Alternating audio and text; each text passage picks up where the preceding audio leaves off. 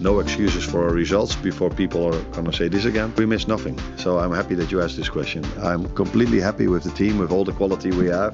I'm a believer in the fact that 21 players are enough. And I'm also completely convinced by the strategy.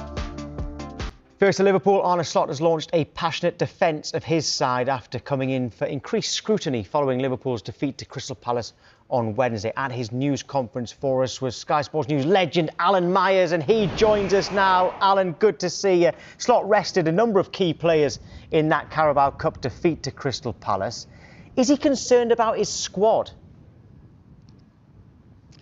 Well, first of all, I asked Arne Slot about the injury situation at the moment. Of course, there's a lot of talk around Ryan Gravenberch, who he says has trained, is back on the grass, and there'll be a decision late on ahead of the Aston Villa game tomorrow evening. But as far as Alexander Isak is concerned and Curtis Jones, they are 99.9% certain to miss that game. But of course, we're at the start of a really big week, aren't we, with Real Madrid and Manchester City to come after Villa. But yeah, I mean, one of the criticisms I think that Arne Slot has had over the last 24 or 48 hours since the Crystal Palace game was that when he talked about the strength in depth on his bench when he made those 10 changes against Crystal Palace in the Carabao Cup, and he's been explaining really what he meant about that.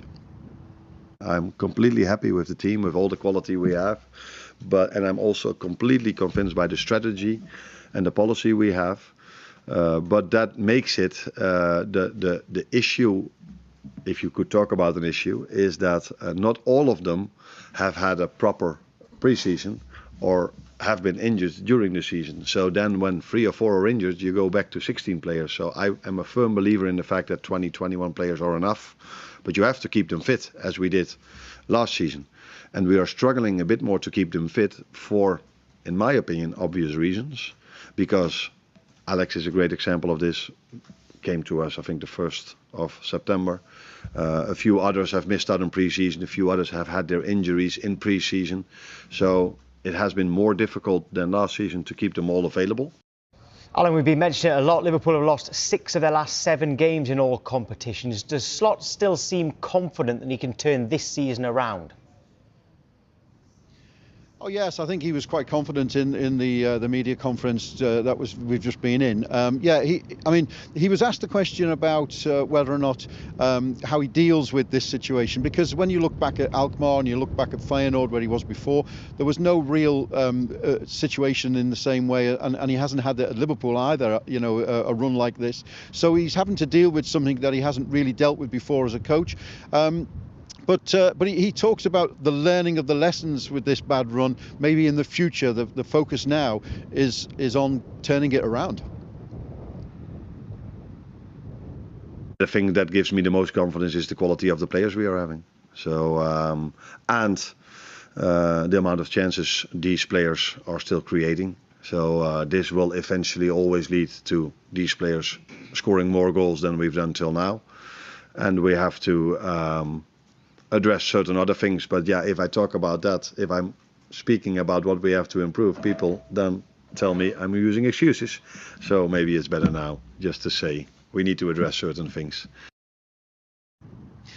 So there you go, a confident Arne Slot, I would say, ahead of what is a really big week with Aston Villa on Saturday night, and then of course those 2 games against Real Madrid in midweek and Manchester City next weekend. So yes, a big week for them.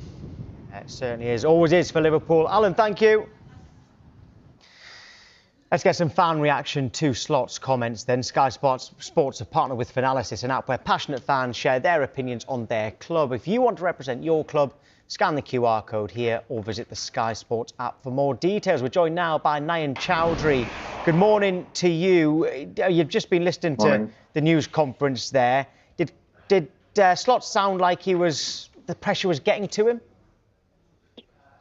I don't really think so. I think you'd always have pressure when you are a Liverpool manager, regardless if results are going your way or against. Just so I think it should be fine with him. I think he's handled pressure a lot. Like I said, coming into Liverpool, coming after Jurgen Klopp, there's massive pressure. So I think he'll be fine. Jay is not having this kind of the complaints about the squad depth from Liverpool. What do you think about that excuse? Yeah, I'd say they are pretty poor because, like I said, you've signed a lot of players. You've signed players for big money as well, Vert and Isak. And I do understand it in some regards. You've got rid of Harvey Elliott, you got rid of Diaz, Nunes, but at the same time, you had enough funds to replace them. So why didn't you? Maybe that's a comment to the recruitment board upstairs. I don't know personally, but at the same time, you don't need to get rid of Harvey Elliott on loan. You can keep Tyler Morton, use that squad. But at the same time, they probably wanted to leave as well to get game time. So it's a bit of both. It is a bit of both. No, and one thing I want to ask you though is, I mean, I completely disagree with Slot there talking about the depth of his squad. At the end of the day, the reason why you have a squad, 22, 23, whatever it may be, men in your squad is if you get injuries. Arsenal's had to deal with injuries this year. Man City's had to deal with injuries this year. The fact that he's brought this up now tells me he's making excuses for the reason his team are playing badly. One thing I would agree with is that a good pre-season puts you in great stead for the season ahead. Obviously, Isak didn't really have that. And then you got the injuries like Frimpong. That's kind of stifled his pre-season. But ultimately, to say this now tells me that he's under pressure. I disagree. Look, like I said before, you're What always part going do to you have disagree pressure with? the whole pressure thing, because I don't think there's pressure all of a sudden coming because we've lost 6 out of 7. I think the pressure will always be there regardless. Like I said, if you're going to win a streak, there's going to be pressure to win the league title. There's pressure from the transfer window after signing to retain the title again. And look, injuries are part and parcel of the game, but at the same time, we've seen Pep Guardiola say it as well. He doesn't want a big squad, and injuries are part of the game. So you have a big squad, and you need to keep them all happy. You keep these Harvey Ellis, your Tyler Morton, your Diaz's, your Nunez's. If you have a fully fit squad, where are you going to play them? Yeah, but that's the whole point. I mean, you have a squad, so then when you do get injuries, you are able to rotate them. I mean, everyone can say, oh, I don't want a too big a squad. That's fine. But then when you get injuries, don't complain. And that's what he's doing at the moment. When I listen to Slot's interview there, that doesn't strike me as someone that's very comfortable. And again, my question to you is, if this carries on, how long does Slot have? Does he go this? Say like if Liverpool get to January and they're where they are now, and they're not winning games and they're not playing well and they're not gelling, what are your thoughts then? Do you let Slot go in January? This is hypothetical, obviously. I do think Liverpool will get out of it, but what if they don't? From a personal point of view, I think he's got a lot of credit in the bank for winning the league title last season. He's shown that he can win the big title. He's given me the best moment of my life. I was in the ground for Spurs, in the ground for Palace, lifting it. So for me, from a personal point of view, he has got a lot of credit. Pardon? How old are you? 25. What's enough? What is enough for the Liverpool fans this season? You won the Premier League title last season, brilliant. What's enough this season? A title. It's got to be a title, Tom. Yeah, you spent half a billion. My expectations after the transfer window was we have to go and retain it. You've spent a lot of money and you've got a great squad. You've kept Van Dijk, you kept Salah. Look, we got rid of players. But can you still do it? Do you think you can still do it from here? I genuinely, and I'm not trying to be delusional, I genuinely think we can, only because it is just coming into November. Yeah. And we saw a few weeks ago, there was talk that if Arsenal lost against Newcastle and we won against Palace, then Arsenal are at the title race. And look at it now, it's like, now Arsenal are running away with it and now Liverpool have no chance. It's 7 points. I know it's a 3-game swing, but there's plenty of football to be played. No, I definitely agree with you on that. And we see it a few years ago with Man City when they went on a ridiculous run and then won, like, I think it was 17 games in a row. Like, we've seen that, and obviously Liverpool have the players to do that. Again, and another thing that I want to point out there, when he talked about the strategy, why is he talking about strategy? It's almost like he's trying to justify what he's been doing with his team selections. Is Salah now at a point where there's no doubt about it, he's been unbelievable, he's got a great goal scoring record, he's a man of moments, I think he's admitted that himself, but in order to get all these players playing the way he wants, is it time that you think about bringing Salah on as an impact player going forward? I think that's disrespectful to say to someone like Salah. Like, and if we were to put him on the bench, who do we put on right wing? We don't have the cover for him. Do you not think... You should have cover for him. You should, with spending all that money, you should have cover for him. I know you're saying you don't, and that's a fair point, but you should have cover for him. But also, we should. In an ideal world, you'll have 2 world-class players, but it's not career mode. I remember when I was 13, 14, buying the best players on career mode, so I'll play one game with one game with the other. That's just not how football works. But Nyan, the other day in the Champions League, you guys, Wirtz played off the right, played very well, got 2 assists. 1-5-1. 1-5-1. So you can't say that you don't have no one to play on the right, because he's actually played there and done really well. And that's my point. Yeah, I do agree. I do agree that Wirtz has played well, but at the same time, there has been games where Salah's been out the team and we've not played well. There's been games where Wirtz has been out the team and not played well. We've not played well all season. I'm not blaming this on Salah at all. I'm not saying that. And, you know, I don't want to come across disrespectful to Salah, because he's unbelievable. His goal scoring record is unbelievable, and he's been a great servant to Liverpool. He's won everything with them. So I'm not being disrespectful to Salah, but everyone gets older, everyone ages, and if your running stats are down and all of your stats are down, you know, surely you have to sometimes think, you know what, he's 33, he's getting older, we've rewarded him with a huge contract. If he's not performing, we need to think about the team and not individuals. But who in that team, we saw it against that Brentford goal, who in that team can score a goal like that out of nothing, out of nowhere? Isaac, yeah, potentially, he's not up to speed. No, again, it's moments. This is not what I'm not debating the moments and the things that he can do, but his overall output on a pitch over 90 minutes this season hasn't been good enough. So why does his history justify him to play when you had someone like Wirtz that stepped in on the right side and did well, and they ended up winning 5-1? But then at the same time, people are saying we should be bringing back our midfield from last season who won us the league. But McAllister's not been performing well all season. Yeah. So why should we bring in McAllister? But then you want to say bring our league winning team last season, but you want to get rid of Salah, put McAllister in. But McAllister hasn't played well all season. Again, Nyan, you're right about that, because, I mean, as much as I rate Kirkes and I think he's a fantastic player, he's got a great future ahead of him, Robertson starts for me. Because I want to shore up that defence again. I want to have that defence as solid as I can, so then you can let players go and express themselves a lot more. And I think Robinson helps with that. Again, you have Frimpong.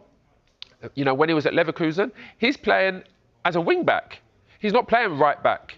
You know, and the balls will be getting switched to him early, where he takes a touch and he's got great delivery. He's been asked to play a different way. I just feel like Liverpool, in order to, you know, kick on and change their fortune, they need to go back to basics. They need to make some changes, but basics. I think with the Kirkes point, I don't understand what Slot is doing with them. For the Palace game, for example, he was coming inside, inverting. Yeah. That's not the Kirkes I saw at Bournemouth. He's putting in loads of crosses, isn't he, at Bournemouth? Yeah, that I thought was the best left back in the league at the time. Yeah. That's not what I'm seeing right now. I don't understand why he's coming inside to help up with build-up. That's not his strength. His strength is being out on the flank, putting balls in. So I, for one, with the Kirkes point, yeah, he's not performing well, but that could be a bit of tactical reasoning as well. Yeah. But do you then say, okay, I mean, you said it yourself there, the Kirkes you see last season, the Wirtz we see last season, Isak we see last season.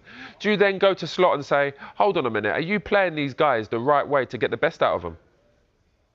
Yeah, I think the biggest one is Kirkes. You can literally see it. Like when you're in the stands watching, why is Kirkes coming into midfield? I think that's the big one. With Isak, look, we can't tell, because he's just a poacher. He can score goals. It's not really a tactical thing with him. Wirtz is probably similar. You give him the free roam to play balls in, to cut inside and link up the play. I think the big one is Kirkes. A lot of Liverpool fans have said we are awful building up from the back, and I think that is one of the biggest reasons. I don't think anybody could have guessed that Kirkes, Wirtz and Isak would have a slow start, because they were so great for their clubs last season. But your next 3 games now, before the international break, if you want to split the season up into those breaks, Villa at home, as you know, this weekend. Real Madrid in the Champions League, which is a huge one. Then it's Manchester City away. What's the minimum requirement? I asked minimum requirement for the season. What's the minimum requirement in these 3 games? Look, when you rest players against Palace and you've got a game on Saturday, it has to be 3 points at an absolute minimum. Yeah. Look, for me now, I don't care about the performance. We need the 3 points. We do need the 3 points, and then we go again, and we'll see what happens at Real Madrid. Look, Champions League games under the lights at Anfield, you don't know what could happen. Anything can happen in Champions League. We may perform better in the Champions League given the type of squad we have. We saw it already. We battered Frankfurt and then go back into the league, and we were awful. So against Real Madrid, you never know. The crowd could help. The small pitch, the Trent factor as well coming back. And then, of course, City away, it's always a tough fixture. I think we've only won there once in the past, 10 years, and that was last season. So I'll take a point. If you handed me a point right now, I'll take it. No, and just a quick question on Liverpool's back line as well. What do you think the problem is this year with Virgil van Dijk and Konate? Because they look really vulnerable at the back these days. Is it a case of, again, aging? I mean, what is it? Do you think they're being asked to do things that they can't do anymore? I think Van Dijk's point of view, he did start off the season really well. I think a lot of people, fans and pundits can see that. Konate, he was abysmal. He has been abysmal all season. And I think maybe that's partly due to his head's in Real Madrid. He's going to be on a free contract. Could he play Gomez? Gomez is fit, isn't he? Could he not just take him out for Gomez? You do have 3 centre-backs. I know, but then I love Gomez. He's been an absolute saint. And yeah, he doesn't complain. But we saw it against Palace. You just get dragged out of position so easily for the goal against Sarr. So it's like, it's lesser of the two evils, I guess, at the moment. You have the physicality of Konate to hopefully try and win headers on the long balls. Can you see Liverpool buying players in the January transfer window? I don't think so. I don't think that's really Liverpool's regime to buy in January. Look, it definitely wasn't their regime to spend £500 million. No, it wasn't. It wasn't.